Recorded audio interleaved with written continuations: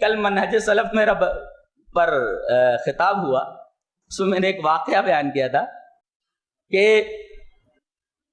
ایک صاحب آئے، ایک صحابی سے سوال پوچھ رہے ہیں کہ حجر اسود کا استلام کیسا ہے، تو چومنا ہے کیسے کرنا ہے؟ کہا کہ ہاں موقع ملے تو چوم لو، نہیں تو سلام کر کے آگے بڑھ جاؤ۔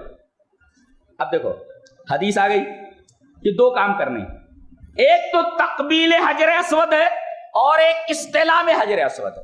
اگر بوسہ دے سکو تو فبیہا، بہت اچھا ہے، اور اگر بوسہ نہ دے سکو سلام کر کے آگے بڑھ جاؤ ہاتھ اٹھا کر کے، دو ہی کام ہے۔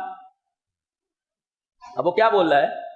ارأیت ان زحمت، دیکھ اپنی عقل لا رہا ہے، ذرا بتائیے، ارأیت میں بھلا بتائیے اگر بھیڑ ہو جائے تو میں بھیڑ میں پھنس جاؤں تو کیا کروں؟ کہا کہ جیسا مناسب ہو کر لوں۔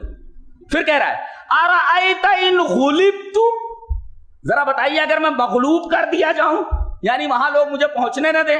وہ بہت کسی ملک کے لڑکے ہوتے ہیں بڑے طاقتور، یوں ایسے ہاتھ ڈالتے ہیں پوری بھیڑ کو ایک طرف کر دیتے ہیں، اس طرف ایک طرف کر دیتے ہیں، اور وہ جا کر کے حجر اسود کو بوسہ دے دیتے ہیں، جبکہ یہ صحیح نہیں ہے، یہ درست نہیں ہے، کسی کو تکلیف دے کر کے حجر اسود کو بوسہ دینا یہ صحیح نہیں ہے۔ تو اس نے یہ کہا ارأیت ان زحمت، میں بھیڑ میں پھنس جاؤں تو، ارأیت ان غلبت، میں مغلوب کر دیا جاؤں تو دوسرے لوگ مجھے ڈھکیل دیں وہاں تک نہ جانے دے تو۔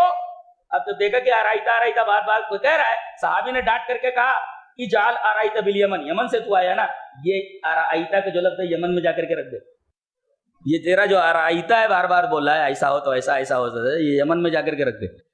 تو صحابہ کرام رضوان اللہ تعالی علیہ اجمعین حدیث آ جانے کے بعد کوئی اگر قیل و قال کرتا تھا تو فوراً اس کو ڈانٹ دیتے تھے۔